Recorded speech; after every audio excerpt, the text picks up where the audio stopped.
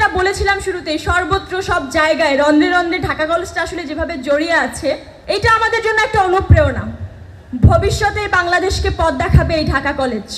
তারা নির্বিচারে সমানভাবে তাদের এই যেই ইগুলো দেখিয়েছে, বর্বরতা দেখিয়েছে, এইখান থেকেই আসলে বিপ্লবের সূচনাটা হয়েছে। ওই দিন আহত হয়ে আমাকে যখন ঢাকা মেডিকেলে নেওয়া হয়েছিল, সেই সময় ঢাকা কলেজের অনেক ভাইয়েরা ছিল। আমাকে সেই সেন্সলেস অবস্থায় যখন ঢাকা মেডিকেল কলেজ হসপিটালে নেওয়া হয়, সেখানে এই ঢাকা কলেজের বিপ্লবী ভাইয়েরা তাদের সহযোগিতায় নেওয়া হয়েছে এবং ঢাকা মেডিকেল কলেজে যাওয়ার পরেও আবার এক দফা যে আক্রমণ চালানো হয়েছে, সেখান থেকেও চিকিৎসা নিতে পারিনি।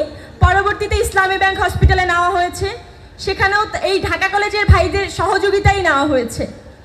বিপ্লবের যেটা বলেছিলাম শুরুতেই, সর্বত্র সব জায়গায় রন্ধ্রে রন্ধ্রে ঢাকা কলেজটা আসলে যেভাবে জড়িয়ে আছে, এটা আমাদের জন্য একটা অনুপ্রেরণা। ভবিষ্যতে বাংলাদেশকে পথ দেখাবে এই ঢাকা কলেজ, এই ঢাকা কলেজের বিপ্লবীরা, তাদের ইতিহাস।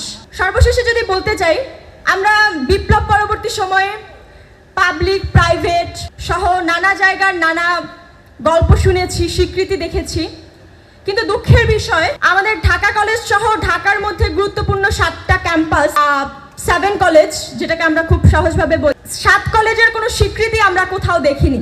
আমাদের এত গুরুত্বপূর্ণ ভূমিকা, এত গুরুত্বপূর্ণ জায়গাতে আমাদের অবস্থান, আমাদের অবদান, কিন্তু কেন জানি না ইতিহাসের বিভিন্ন জায়গা থেকে এই অবদানগুলোকে আসলে ওইভাবে মূল্যায়ন করা হয়নি, যেটা পাবলিক প্রাইভেট নাম ধরে ধরে করা হয়েছে।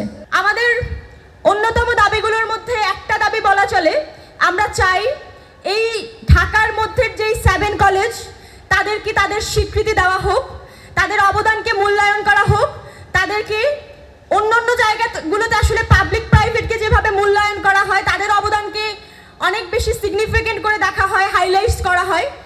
ঢাকা কলেজ থেকে শুরু করে এই 7 কলেজের অবদানকেও সেইভাবে মূল্যায়ন করা হোক, সেইভাবে স্বীকৃতি দেওয়া হোক।